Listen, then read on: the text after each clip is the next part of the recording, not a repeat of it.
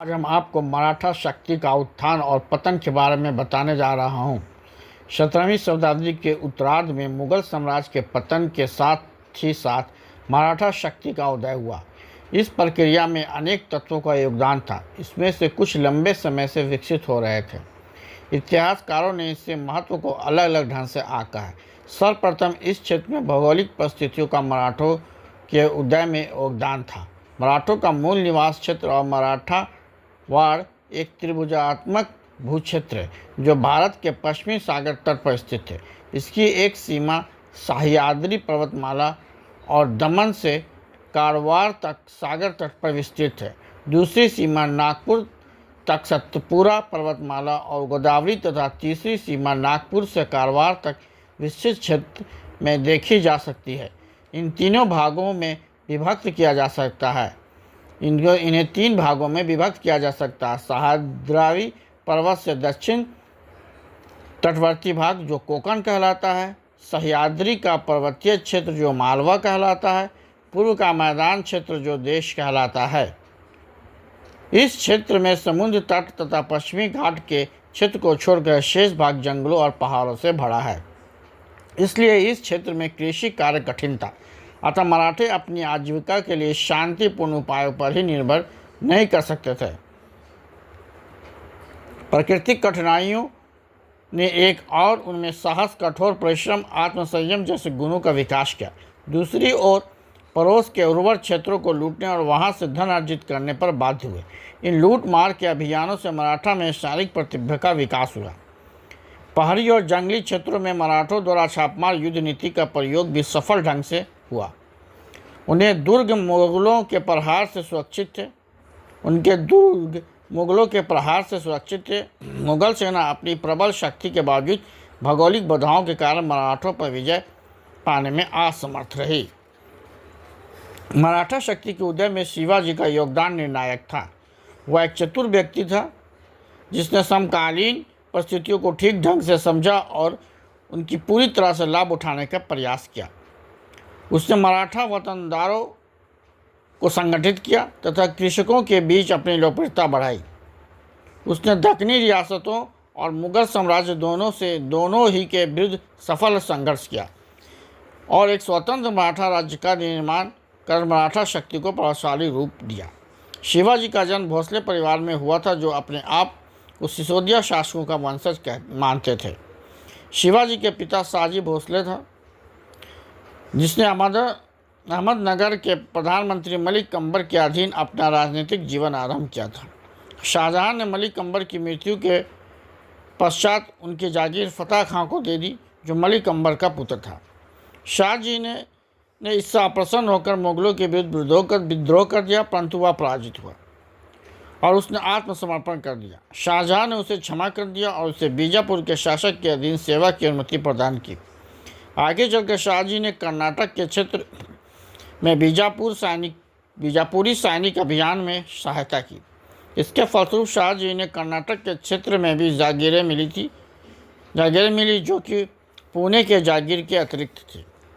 शाहजी ने इस क्षेत्र में निवास ग्रहण किया जबकि शिवाजी को उनके पुणे की जागीर और प्रशासन नियुक्त किया गया। पुणे से ही शिवाजी का राजनीतिक उत्कर्ष आरंभ हुआ। शिवाजी का जन्म 1627 में शिवनेरा में हुआ था। उनका आरंभिक जीवन अपनी माता जीजाबाई और गुरु दादाजी कोंडेव के साथ बीता जबकि उसके पिता शाहजी भोसले बीजापुर में अपनी दूसरी पत्नी तुकाबाई और उसके पुत्र एकोनजी के साथ रहते थे। शिवाजी ने युवावस्था में ही सैनिक और प्रशासनिक प्रतिभा का परिचय दिया। उनका व्यवहारिक जीवन 1643 में अपने पिता की जागीर के प्रशासक के रूप में पुणे में प्रारंभ हुआ।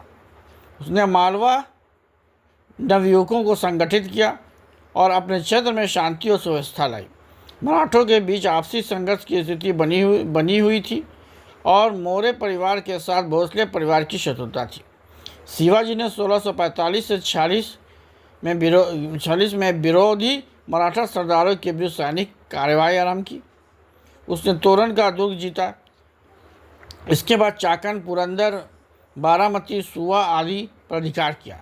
इन विजयों में प्राप्त धन से उनकी स्थिति सुदृढ़ हुई और उसने धीरे धीरे उत्तरी कोंकण के क्षेत्र में भी प्रवेश किया।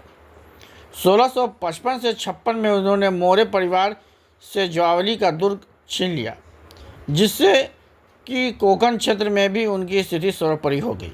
इसी बीच कुछ समय के लिए शिवाजी को अपनी गतिविधियां स्थगित करनी पड़ी, जबकि उनके पिता को बीजापुर के सुल्तान द्वारा कैद कर लिया गया था।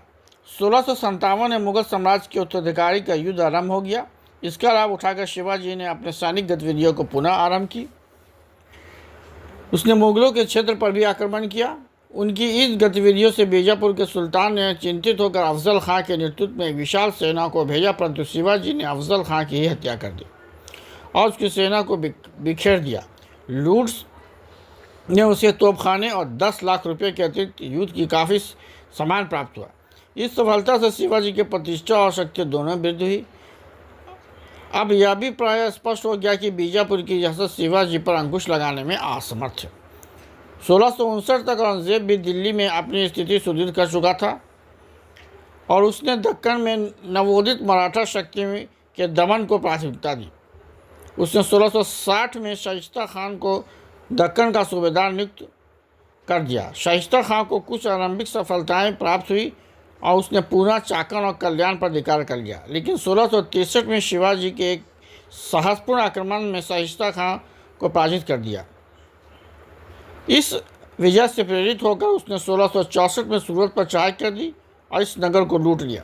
औरंगजेब ने अब राजा जय सिंह को शिवाजी के विरुद्ध कार्रवाई के लिए भेजा।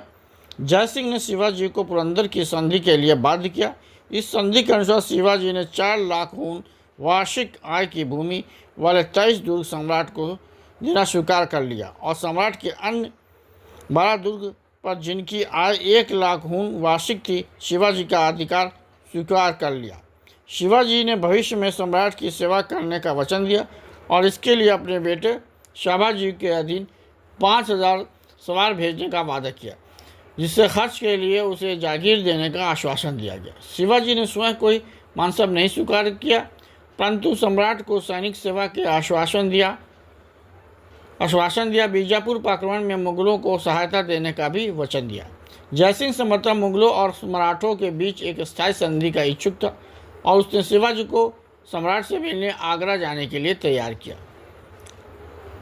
आरपी त्रिपाठी के अनुसार ऐसी स्थायी संधि को संभावना उस समय नहीं थी, क्योंकि दक्षिण में तेजी से बदलती हुई राजनीतिक परिस्थितियों में स्थायी स्वामी भक्ति और मैत्री की कोई संभावना न थी। शिवाजी मुगल दरबार में गए, लेकिन औरंगजेब से उनके मतभेद हो गए और उसे कैद कर लिया गया, किंतु वह जल्दी ही कैद से निकल भागने में सफल रहे। 1670 में शिवाजी ने मुगलों के विरुद्ध संघर्ष पुनः आरंभ किया। उसने सूरत के नगरों को दूसरी बार लूटा। इसके अतिरिक्त उसने कर्नाटक के क्षेत्र में भी सैनिक अभियान किया, जहां उसने अपने सौतेले भाई कोजी को पराजित किया।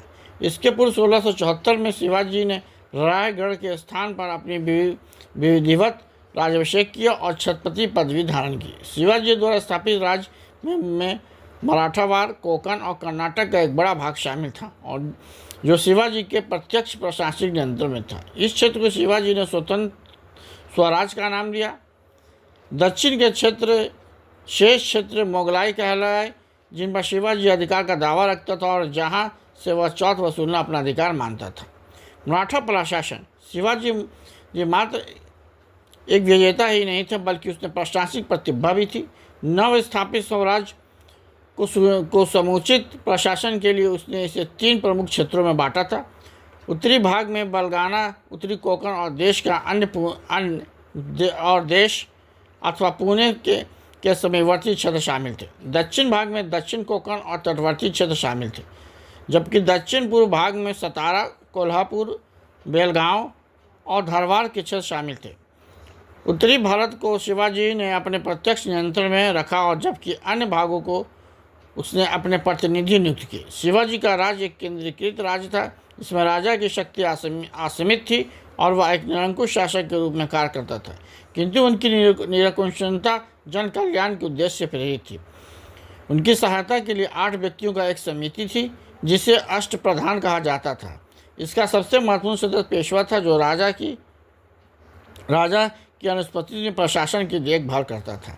इसके अलावा अमात्य आर्थिक मामले के लिए, सेनापति सैनिक मामलों के लिए, सामंत अन्य राज्यों के साथ संबंधों के लिए, मंत्री दरबार की कार्रवाई के लिए, सचिव पत्राचार के लिए, न्यायाधीश न्याय के लिए और पंडित राव धार्मिक कार्यों की देखभाल करते थे। शिवाजी के राज्य को विभिन्न प्रांतों में विभक्त कर दिया गया था। राज्यों को विभिन्न प्रांतों में विभक्त कर दिया था, जिसकी संख्या 16 थी। प्रत्येक प्रांत को अनेक तरफों में विभक्त था और प्रत्येक तरफ में अधीन मौजा था। प्रत्येक मौजा में अनेक ग्राम थे। राज्य के 3 प्रमुख भाग सूबेदार, सर सूबेदार के अधीन थे, जबकि प्रत्यक्ष प्रांत में सूबेदार और तरफ में हवलदार प्रशासन की देखरेख करता था। शिवाजी ने एक संगठित सेना का निर्माण भी किया, परंतु उसकी सेना को प्रशासनिक कारणों से अलग रखा। सेना में पैदल सैनिक और घुड़सवार दोनों थे। घुड़सवार सेना के 2 भागों में विभक्त की। बर्गी, जो हथियार और घोड़े राज्य से प्राप्त करते थे। सेलेदार, जिसमें हथियार और घोड़े निजी संपत्ति होते थे। इन्हें अधिक वेतन मिलता था। घुड़सवार सेना को न्यूनतम इकाई 25 सैनिकों की पर आधारित थी, जिसका प्रधान हवलदार था। 5 हवलदार पर 1 जुमलेदार था और 10 जुमलेदार पर 1 हजारी एवं 5 हजारियों पर एक 5 हजारी अधिकारी था। पैदल सेना अथवा पग में न्यूनतम इकाई 9 सैनिकों की थी, जिसका प्रधान नायक कहलाता था।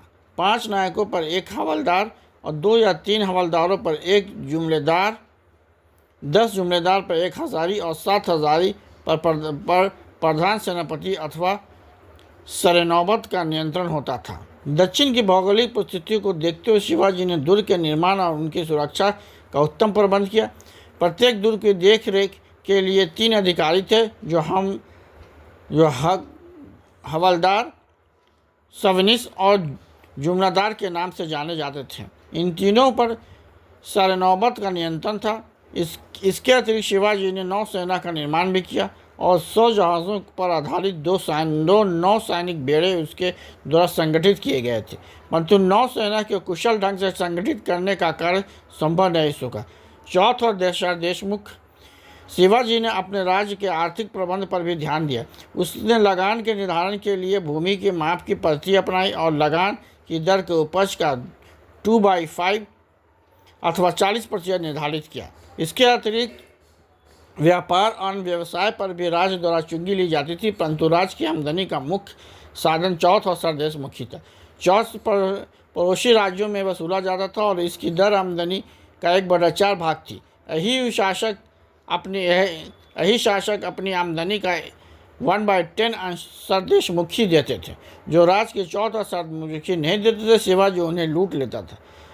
इसलिए स्मिथ ने शिवाजी को राज को रॉबर स्टेट की संज्ञा दी, जो अनुचित है। चौथ में प्राप्त धन मराठा राज्य के प्रशासन के लिए खर्च किया जाता था, जबकि सरदेशमुखी में प्राप्त धन छत्रपति या मराठा शासक के निजी उपयोग के लिए होता था। उनके उत्तराधिकारियों को नगद वेतन देने की प्रथा प्रचलित थी और जागीरें प्रदान नहीं की। केवल पूर्वकालीन वतनदारों की स्थिति पूर्ववत बनी रही।